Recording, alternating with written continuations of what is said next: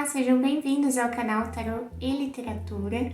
Meu nome é Jemima e no vídeo de hoje eu vou falar um pouquinho para vocês sobre o livro Sula, da Toni Morrison, e o Arcano do Diabo. Eu dividi esse vídeo em 3 partes. Na primeira parte eu vou fazer um resuminho do livro, dessa história, da Sula. Na segunda parte eu vou apresentar para vocês o Arcano Diabo, que é o Arcano 15 do Tarô. E na última parte desse vídeo eu vou fazer algumas reflexões sobre como essa história nos ajuda a entender alguns aspectos do arcano e vice-versa.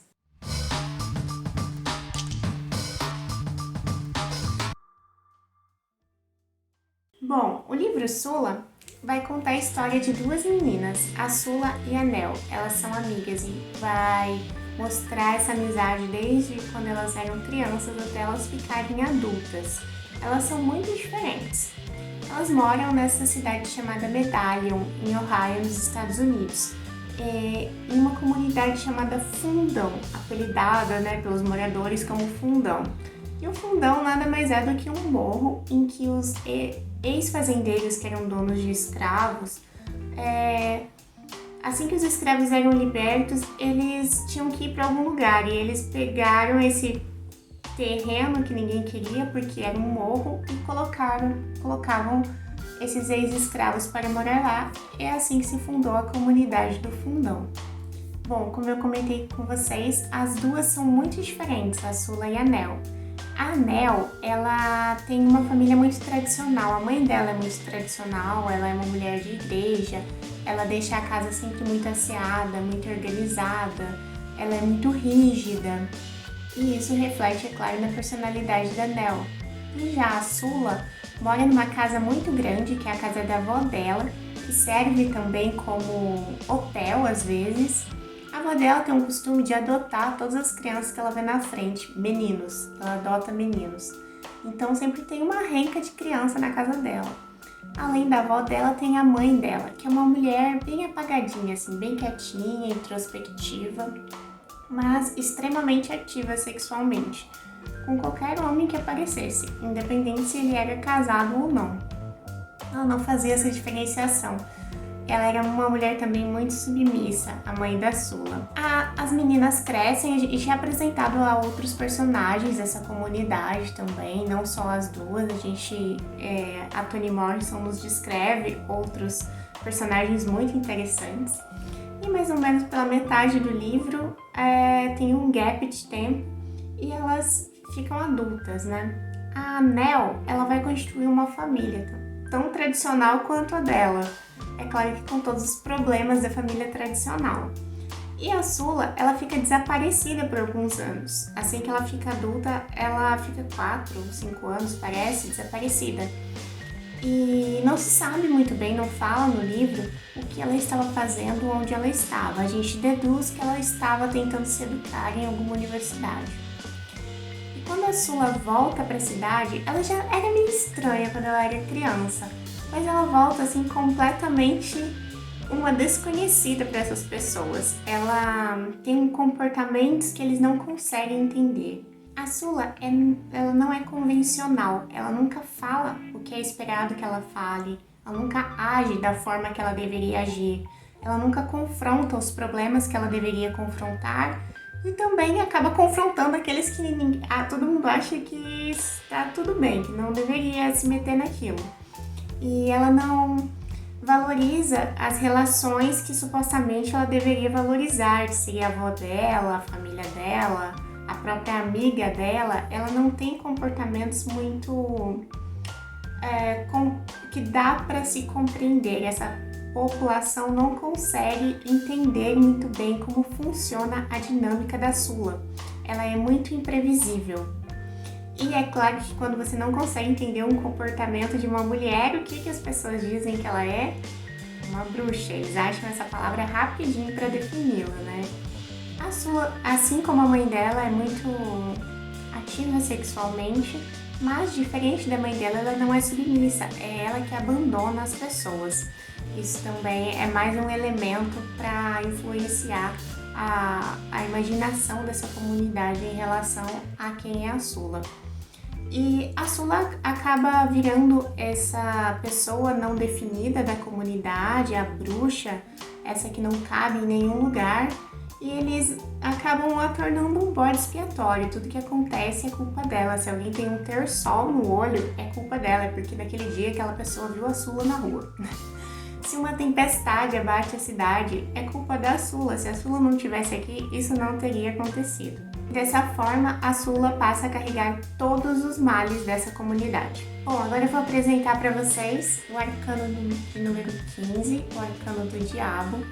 Para a gente entender essa carta, como a gente interpreta ela, a gente tem que pensar o que ela significava, o que essa figura significava para as pessoas que inventaram o tarô na Idade Média. O que era o diabo no finalzinho da Idade Média? Essa era a representação iconográfica que estava começando a se tornar mais comum nesse período, que é misturar a figura do diabo com uma figura humana, com partes femininas e partes masculinas, com partes humanas e partes animais. A gente pode ver que ele tem chifres, tem asas, às vezes em algumas cartas tem rabo. E à frente dele a gente tem duas figuras menores, uma mais masculina e a outra mais feminina, e elas parecem não se dar conta dessa figura que está atrás, dessa cena que está atrás deles. O que já dá um indício de um dos significados que a gente atribui a essa carta, que é a inconsciência. Um outro significado que é muito comum de se associar ao diabo, principalmente se a gente pensar nesse imaginário medieval, é do pecado. O diabo fala de pecado, a gente pode pensar nos 7 pecados capitais, pode pensar em instintos, ele é puro instinto. Na verdade, ele é como se ele fosse, na mitologia bíblica, ele é o primeiro a pecar e ele que induziu a humanidade no pecado. E isso implica que todos os homens nessa mentalidade são pecadores, independente se eles sabem disso ou não sabem. Entender-se como pecador nos leva a um sentimento de culpa. E a culpa nos ajuda a nos entender enquanto seres com consciência da subjetividade. Por isso também a gente associa o individualismo ao arcano do diabo. O diabo também fala de ambição, pois ele queria mais notoriedade no céu, ele queria exercer outras funções e foi punido por isso. Então é uma carta que também fala de ambição, fala de liberdade, ele queria liberdade para escolher o que ele quisesse ser, ir para onde ele quisesse ir. Então, e essa questão da liberdade apresenta uma dualidade no arcano do diabo, porque ao mesmo tempo que se você se entregar a esses prazeres dos seus instintos, que são os pecados, você não seria livre, pois você acabaria viciado nesses prazeres. Também, se você negar totalmente que você é um corpo, que você habita no mundo, nesse mundo terreno, e você também estaria se alienando de alguma forma da sua constituição física. Um outro ponto que eu queria falar sobre o arcano do diabo é que ele representa a desobediência, rebelião. Quando ele se rebelou no céu, ele foi jogado na terra, mas a terra não era exatamente a terra, era como um magma negro em que não tinha forma ainda.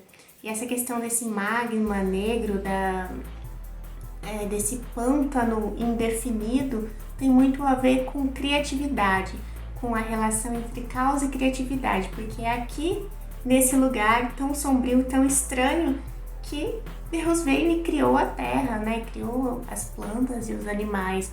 Então a gente faz essa relação dos nossos pântanos internos com a criatividade, com o potencial criativo. Bom, e o que tudo isso tem a ver com Sula? Tem tudo a ver, porque a Sula é uma pessoa que o arco narrativo dela fala muito de liberdade em relação a papéis de gênero, por exemplo, porque ela não é possível defini-la como mulher porque ela não tem marido e ela não quer ter um marido, ela não quer ter, na verdade, nenhum tipo de relação. Mas essa relação com o homem ajudaria as outras pessoas a defini-la e ela não sustenta essa relação. Ela também não tem filhos, o que também não a enquadraria na caixinha de mãe. Então tem várias opções, nem tantas assim, né? Mas as opções possíveis para se definir uma mulher naquela sociedade, a Sula não consegue se encaixar. Então é uma postura de questionar esses papéis de gênero e as possibilidades de ser mulher dentro desse contexto. A Sula também não se importa muito com dinheiro. Às vezes ela se importa, às vezes não se importa, meio que ela é indiferente. E isso é uma forma de lidar muito bem com as questões de ambição do arcano do diabo. Ela mostra que ela domina esse tipo de urgência que poderia dominá-la, ela não é controlada por isso. Pelo contrário, ela é indiferente a essa situação. A Sula também rejeita os laços sociais e os laços familiares. Ela não é fiel aos seus laços, assim, e não tem eles como um encargo, como uma responsabilidade de ter uma troca com as pessoas que ela deveria. Por exemplo, a família dela, ela não vê isso como um encargo. Tipo, se alguém da família dela ficar doente, para ela, não é óbvio que ela tem que cuidar dessa pessoa. Essas posturas da Sula de ser tão diferente, tão livre, tão questionadora, é claro que isola ela, né, da comunidade. A comunidade não consegue estereotipá-la, encaixá-la e acaba dizendo que ela é uma bruxa, mas também tira ela da possibilidade dessas pessoas a dominarem, de colocarem ela em algum lugar, sabe? Eles não influenciam a versão que ela tem dela mesma, ela cria a versão do que ela vai ser, de quem ela é. O arcano do diabo, ele fala muito de que somos um corpo, de que temos sentidos, temos vícios, estamos no mundo, podemos usufruir desse mundo. E a gente tem uma escolha, e essa escolha é possível, por mais agridoce que ela seja, de frente a esse arcano não tem como a gente negar a escolha em relação à nossa relação com o nosso corpo, com os nossos sentidos. E a Sula faz exatamente isso, ela tem esse tipo de relação com o que é considerado pecado, né, pela tradição cristã. Ela assume isso para a vida dela, ela engole esse bocado de bem e do mal e faz a escolha e se responsabiliza por ela.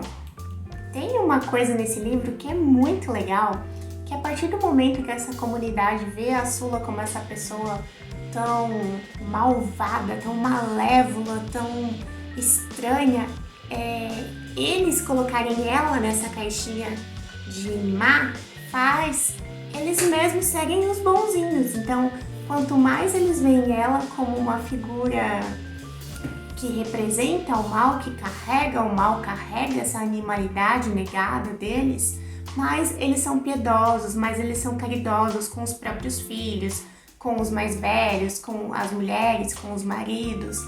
Meio que ela ser tão má e tão diferente reforça o quanto eles estão dentro de um padrão, estão no lugar certo, estão encaixados nesses lugares sociais possíveis nessa comunidade. Outro ponto muito interessante no livro é que não há na cabeça dessas pessoas a ideia de aniquilar ou agredir a Sula de alguma forma. No fundo, eles precisam dela. Ela incorpora tudo aquilo que eles não são, aquilo que eles querem se afastar. É aquela coisa que também a gente relaciona ao arcano do diabo, do bode expiatório.